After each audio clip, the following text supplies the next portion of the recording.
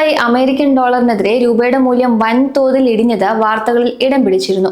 രൂപയുടെ ഈ പതനം തടയാൻ റിസർവ് ബാങ്കിന് ശക്തമായ നടപടികൾ സ്വീകരിക്കേണ്ടി വന്നു.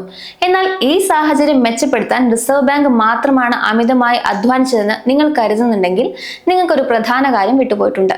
രൂപയുടെ മൂല്യത്തകർച്ച തങ്ങളുടെ കണക്ക് പുസ്തകങ്ങളെ പ്രതികൂലമായി ബാധിക്കാതിരിക്കാൻ നിരവധി കമ്പനികൾ ഇക്കാലയളവിൽ കഠിന ശ്രമം നടത്തുന്നുണ്ടായിരുന്നു. ഒരു കമ്പനി ഇന്ത്യക്ക് പുറത്ത് ബിസിനസ് നടത്തുകയോ സാധനങ്ങൾ വാങ്ങുകയോ വിൽക്കുകയോ വായ്പ എടുക്കുകയോ നൽകുകയോ ചെയ്യുമ്പോൾ വിദേശ നാണ്യം ആ കമ്പനിയുടെ അക്കൗണ്ടുകളിൽ എത്തുന്നുണ്ട്. ഡോളർ ലഭിക്കാനുള്ള തുകയായാലും വിദേശ വായ്പ ആയാലും അതെല്ലാം രൂപയിൽ രേഖപ്പെടുത്തേണ്ടതുണ്ട്. ഒരു വിദേശ സബ്സിഡിയറി കമ്പനിയുടെ അക്കൗണ്ടുകൾ മാതൃ കമ്പനിയുടെ ഏകീകൃത കണക്കുകളുമായി കൂട്ടിച്ചേർക്കുകയും വേണം.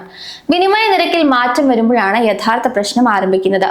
ഈ മാറ്റം ലാഭനഷ്ട കണക്കിലോ റിസർവ് ഫണ്ടിലോ അല്ലെങ്കിൽ ക്ലോസിംഗ് റേറ്റ് അനുസരിച്ച് ബാലൻസ് ഷീറ്റിലോ കൃത്യമായി രേഖപ്പെടുത്താൻ കമ്പനി ബാധ്യസ്ഥരാണ്. ഈ തീരുമാനങ്ങൾ വളരെ നിർണായകമാണ്. കാരണം ബിസിനസ്സിൽ വലിയ മാറ്റങ്ങളൊന്നും സംഭവിച്ചിട്ടില്ലെങ്കിൽ പോലും ലാഭം കൂടുതലായി കാണിക്കാനും നഷ്ടം കുറയ്ക്കാനും കടബാധ്യത കുറച്ച് കാണിക്കാനും അല്ലെങ്കിൽ നെറ്റ്വർത്ത് വർദ്ധിപ്പിക്കാനും ഇത്തരം ക്രമീകരണങ്ങളിലൂടെ സാധിക്കും. വിദേശ നാണ്യത്തിലുള്ള വായ്പകളിൽ നിന്നുണ്ടായ 803 കോടി രൂപയുടെ ഫോറക്സ് നഷ്ടം ഒരു കമ്പനി രേഖപ്പെടുത്താതിരുന്ന സംഭവം ഇതിനൊരു ഉദാഹരണമാണ്.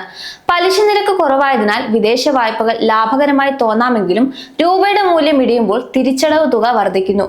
ഈ വർധനവ് കൃത്യമായി രേഖപ്പെടുത്തിയില്ലെങ്കിൽ റിപ്പോർട്ട് ചെയ്യപ്പെടുന്ന നഷ്ടം കുറവായാലും കമ്പനിയുടെ ഇക്വിറ്റി യഥാർത്ഥത്തിലുള്ളതിനേക്കാൾ കരുത്തുറ്റതായും തോന്നും. മറ്റൊരു കമ്പനി തങ്ങളുടെ വിദേശ നാണ്യ ഇടപാടുകളും വായ്പകളും ക്ലോസിംഗ് റേറ്റ് അനുസരിച്ച് പുതുക്കിയില്ല. ഇത് ഒരു വർഷം 23 കോടി രൂപയുടെയും തലേവർഷം 19 കോടി രൂപയുടെയും ഫോറക്സ് നഷ്ടത്തിന് കാരണമായെന്ന് ഓഡിറ്റർ ചൂണ്ടിക്കാട്ടി. മറ്റൊരു കേസിൽ ഫോറക്സ് ആഘാതം എവിടെ രേഖപ്പെടുത്തി എന്നതിലായിരുന്നു പ്രശ്നം. ഇക്വിറ്റിയിലെ പ്രത്യേക റിസർവ് ഫണ്ടിലേക്ക് മാറ്റേണ്ടിയിരുന്ന വിനിമയ വ്യത്യാസങ്ങൾ ലാഭവിഹിതത്തിലൂടെയും റീറ്റെയിൽഡ് ഏർണിംഗ്സിലൂടെയും വഴിതിരിച്ചുവിട്ടു. ഇത് കമ്പനിയുടെ വരുമാനത്തെയും നെറ്റ്വർത്തിനെയും തെറ്റായ രീതിയിൽ പ്രതിഫലിപ്പിച്ചു. വേറൊരു കമ്പനി ആവട്ടെ തെറ്റായ വിനിമയ നിരക്കാണ് ഉപയോഗിച്ചത്. ബാലൻസ് ഷീറ്റിലെ ഇനങ്ങൾ സാധാരണയായി ക്ലോസിംഗ് റേറ്റ് ഉപയോഗിച്ചാണ് കണക്കാക്കേണ്ടത്. എങ്കിലും വിദേശ ആസ്തികൾക്കും ബാധ്യതകൾക്കും അവർ ആവറേജ് റേറ്റ് ആണ് ഉപയോഗിച്ചത്. ഇത് അക്കൗണ്ടിംഗ് ചട്ടങ്ങളുടെ ലംഘനമാണെന്ന് മാത്രമല്ല ആസ്തി, ബാധ്യത, ലാഭം, റിസർവ് എന്നിവയെ തെറ്റായി ചിത്രീകരിക്കാനും ഇടയാക്കും. തെറ്റായ ഫോറക്സ് അക്കൗണ്ടിംഗ് രീതികൾ നഷ്ടം കുറച്ചു കാണിക്കാനും ലാഭം കൂട്ടിക്കാണിക്കാനും കടബാധ്യതകൾ കുറയ്ക്കാനും സഹായിക്കും. ഇത്തരം അടിസ്ഥാനപരമായ കാര്യങ്ങളും പരിശോധനകളും അറിഞ്ഞിരിക്കേണ്ടത് വിപണി പ്രതികരിക്കുന്നതിനും നിക്ഷേപ മൂല്യം നഷ്ടപ്പെടുന്നതിന് മുൻപ് തന്നെ അപകട സാധ്യതകൾ തിരിച്ചറിയാൻ നിക്ഷേപകരെ സഹായിക്കും. ഫോറക്സ് അക്കൗണ്ടിംഗ് പ്രാധാന്യം അർഹിക്കുന്നത് എന്തുകൊണ്ടാണ്? ഒരു കമ്പനിയുടെ റിപ്പോർട്ടിംഗ് കറൻസിയിൽ അല്ലാത്ത മറ്റൊരു വിദേശ കറൻസിയിൽ നടത്തുന്ന ഇടപാടുകളെയാണ് വിദേശ നാണ്യ ഇടപാടുകൾ അഥവാ ഫോറക്സ് ട്രാൻസാക്ഷൻ എന്ന് വിളിക്കുന്നത്. ഇന്ത്യൻ കമ്പനികളെ സംബന്ധിച്ചിടത്തോളം ഇത് സാധാരണയായി ഡോളർ, യൂറോ, യെൻ അല്ലെങ്കിൽ പൗണ്ട് എന്നിവയിലായിരിക്കും. പല നിക്ഷേപകരും കരുതുന്നതിനേക്കാൾ വ്യാപകമായി ഇത്തരം ഇടപാടുകൾ നടക്കുന്നുണ്ട്. കമ്പനികൾ അസംസ്കൃത വസ്തുക്കൾ ഇറക്കുമതി ചെയ്യുകയോ കയറ്റുമതിയിലൂടെ വരുമാനം നേടുകയോ വിദേശ ബാങ്കുകളിൽ നിന്ന് വായ്പ എടുക്കുകയോ വിദേശത്ത് സബ്സിഡിയറികൾ നടത്തുകയോ ചെയ്യുന്നുണ്ട്. ഈ ഓരോ സാഹചര്യത്തിലും ഫോറക്സ് അക്കൗണ്ടിംഗ് കമ്പനിയുടെ ലാഭം, കടബാധ്യത, ആസ്തികൾ, റിസർവ് ഫണ്ട്, നെറ്റ്വർത്ത് എന്നിവയെ സ്വാധീനിക്കുന്നു. ഇടപാടുകൾ എങ്ങനെ രേഖപ്പെടുത്തണം, ഏത് വിനിമയ നിരക്ക് ഉപയോഗിക്കണം, വർഷാവസാനം ബാക്കിയുള്ള വിദേശ നാണ്യ ബാലൻസ് എങ്ങനെ പുനർനിർണ്ണയിക്കണം, വിനിമയ ലാഭനഷ്ടങ്ങൾ എവിടെ കാണിക്കണം എന്നിവയെല്ലാം അക്കൗണ്ടിംഗ് സ്റ്റാൻഡേർഡ്സ് ആണ് തീരുമാനിക്കുന്നത്. ചില ഫോറക്സ് ലാഭനഷ്ടങ്ങൾ നേരിട്ട് ലാഭനഷ്ട കണക്കിനെ ബാധിക്കുമ്പോൾ ചിലത് ഇക്വിറ്റിയുടെ ഭാഗമായിട്ടാകും രേഖപ്പെടുത്തുക. അതിനാൽ ഒരേ വിനിമയ വ്യതിയാനം പോലും ഇടപാടിന്റെ സ്വഭാവം അനുസരിച്ച് വ്യത്യസ്ത രീതിയിലാകും കണക്കുകളിൽ പ്രതിഫലിക്കുക. ഒരു കമ്പനിക്ക് വൻതോതിലുള്ള ഇറക്കുമതി, കയറ്റുമതികൾ, വിദേശ വായ്പകൾ, വിദേശ സബ്സിഡിയറികൾ അല്ലെങ്കിൽ ഹെഡ്ജിങ് ചെയ്യാത്ത വിദേശ നാണ്യ ബാധ്യതകൾ എന്നിവയുള്ളപ്പോൾ ഇത് വളരെ നിർണായകമാണ്.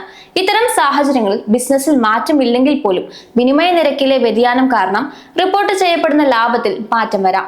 അതുകൊണ്ടാണ് ഫോറക്സ് അക്കൗണ്ടിംഗ് വെറും ഒരു സാങ്കേതിക വിഷയം മാത്രമല്ല എന്ന് പറയുന്നത്. നിക്ഷേപകർ കാണുന്ന ലാഭത്തെയും കടബാധ്യതയും ഇത് മാറ്റിമറിച്ചേക്കാം. ഇതിൽ മാനേജ്മെന്റിന്റെ തീരുമാനങ്ങൾക്ക് വലിയ പങ്കുള്ളതിനാൽ നിക്ഷേപകർ ഇത് സൂക്ഷ്മമായി ശ്രദ്ധിക്കേണ്ടതുണ്ട്. ഫോറക്സ് അക്കൗണ്ടിംഗിൽ പ്രധാനമായും 2 ആശയങ്ങളാണുള്ളത്: ട്രാൻസാക്ഷൻ ആൻഡ് ട്രാൻസ്ലേഷൻ. ആദ്യം നമുക്ക് ട്രാൻസാക്ഷനെ കുറിച്ച് നോക്കാം. ഒരു കമ്പനി ഒരു വിദേശ നാണ്യ ഇടപാടിൽ ഏർപ്പെടുമ്പോൾ ആ ദിവസത്തെ വിനിമയ നിരക്കിലാണ് അത് രേഖപ്പെടുത്തുന്നത്. ഉദാഹരണത്തിന് $1 90 രൂപ എന്ന നിരക്കിൽ ഒരു കമ്പനി $5000 യന്ത്രം വാങ്ങുകയാണെങ്കിൽ കമ്പനി ആ യന്ത്രത്തിന്റെ വിലയും നൽകാനുള്ള തുകയും 4,50,000 രൂപയായി രേഖപ്പെടുത്തും. ഇതുവരെ കാര്യങ്ങൾ ലളിതമാണ്. എന്നാൽ വർഷാവസാനം ഈ തുക നൽകി തീർക്കാനുണ്ടെങ്കിലാണ് യഥാർത്ഥ അക്കൗണ്ടിംഗ് ചോദ്യങ്ങൾ ഉയരുന്നത്. ഇവിടെ അക്കൗണ്ടിംഗ് സ്റ്റാൻഡേർഡ് വിദേശ നാണ്യ ബാലൻസുകളെ രണ്ടായി തിരിക്കും: monetary items, non monetary items. വിദേശ കറൻസിയിലുള്ള വായ്പകൾ, ബാങ്ക് ബാലൻസ്, ലഭിക്കാനുള്ളതോ നൽകാനുള്ളതോ ആയ പണം എന്നിവ ഉൾപ്പെടുന്ന മോണിറ്ററി ഐറ്റംസ് വിനിമയ നിരക്കിലെ മാറ്റങ്ങൾക്കനുസരിച്ച് ഓരോ റിപ്പോർട്ടിംഗ് സമയത്തും പുതുക്കി നിശ്ചയിക്കേണ്ടതുണ്ട്. അതിനാൽ രൂപയുടെ മൂല്യം കുറഞ്ഞാൽ കടബാധ്യത കൂടുകയും അത് കമ്പനിയുടെ ലാഭനഷ്ട കണക്കിനെ നേരിട്ട് ബാധിക്കുകയും ചെയ്യും. എന്നാൽ യന്ത്രങ്ങൾ, കെട്ടിടങ്ങൾ, സ്റ്റോക്ക് തുടങ്ങിയ നോൺ മോണിറ്ററി ഐറ്റംസ് വാങ്ങിയ ദിവസത്തെ നിരക്കിൽ ഒരിക്കൽ രേഖപ്പെടുത്തി കഴിഞ്ഞാൽ പിന്നീട് മാറ്റാറില്ല. അതായത് പുറമേ കറൻസി നിരക്ക് മാറിയാലും ബുക്കിൽ ഇവയുടെ മൂല്യം സ്ഥിരമായിരിക്കും. ചുരുക്കത്തിൽ പണമായി തീർപ്പാക്കേണ്ട ബാധ്യതകൾ നിരന്തരം പുതുക്കപ്പെടുമ്പോൾ ഭൗതിക ആസ്തികൾ വാങ്ങിയ വിലയിൽ തന്നെ തുടരുന്നു. ഫോറക്സ് അക്കൗണ്ടിംഗിലെ അപകട സാധ്യതകൾ തിരിച്ചറിയാൻ നിക്ഷേപകർ കമ്പനിയുടെ കണക്കുകൾ സൂക്ഷ്മമായി പരിശോധിക്കേണ്ടതുണ്ട്. കേവലം ലാഭക്കണക്കുകൾ മാത്രം നോക്കാതെ കമ്പനിയുടെ വിദേശ നാണ്യ പോളിസിയും പണമായി തീർപ്പാക്കേണ്ട ഇടപാടുകൾ കൃത്യമായ വിനിമയ നിരക്കിൽ പുതുക്കുന്നുണ്ടോ എന്നും പരിശോധിക്കണം. പ്രധാനമായും ഹെഡ്ജിംഗ് ചെയ്യാത്ത വിദേശ വായ്പകളും ഇടപാടുകളും രൂപയുടെ മൂല്യം ഇടിയുമ്പോൾ ലാഭത്തെ എങ്ങനെ ബാധിക്കുമെന്ന് മുൻകൂട്ടി വിലയിരുത്തണം. വിനിമയ നിരക്കിലെ വ്യതിയാനങ്ങൾ ലാഭനഷ്ട കണക്കിനെ ബാധിക്കുന്ന ട്രാൻസാക്ഷൻ റിസ്ക്, വിദേശ സബ്സിഡിയറികളുടെ കണക്കുകൾ രൂപയിലേക്ക് മാറ്റുമ്പോൾ റിസർവ് ഫണ്ടിനെ ബാധിക്കുന്ന ട്രാൻസ്ലേഷൻ റിസ്ക് എന്നിവ വേർതിരിച്ചറിയേണ്ടത് അത്യാവശ്യമാണ്. പലപ്പോഴും ഫോറക്സ് നഷ്ടങ്ങൾ ലാഭനഷ്ട കണക്കിൽ കാണിക്കാതെ ഇക്വിറ്റിയിലെ ഫോറിൻ കറൻസി ട്രാൻസ്ലേഷൻ റിസർവ് എന്ന ഭാഗത്തോ അല്ലെങ്കിൽ ആസ്തികളുടെ വിലയിലോ ഉൾപ്പെടുത്താറുണ്ട്. ഇത് നിലവിലെ ലാഭം മെച്ചപ്പെടുത്താൻ സഹായിക്കുമെങ്കിലും ഭാവിയിൽ കമ്പനിക്ക് ബാധ്യതയായേക്കാം. അതിനാൽ വിദേശ വായ്പകളുടെ വലിപ്പം, തിരിച്ചടവ് കാലാവധി, പ്രവർത്തന മൂലധനത്തിലെ വിദേശ നാണ്യ സ്വാധീനം എന്നിവ നിക്ഷേപകർ വിശകലനം ചെയ്യണം. ചുരുക്കത്തിൽ വിനിമയ നിരക്കിലെ മാറ്റങ്ങൾ കമ്പനിയുടെ നിയന്ത്രണത്തിലല്ലെങ്കിലും അവ കണക്കുകളിൽ എങ്ങനെ രേഖപ്പെടുത്തുന്നത് നിക്ഷേപകർ സ്വയം പരിശോധിക്കാവുന്നതാണ്. ലാഭം യഥാർത്ഥ ബിസിനസ് നേട്ടമാണോ അതോ അക്കൗണ്ടിംഗ് ക്രമീകരണങ്ങളിൽ ഉണ്ടായതാണോ എന്ന് മനസ്സിലാക്കാൻ ഈ പരിശോധന സഹായിക്കും.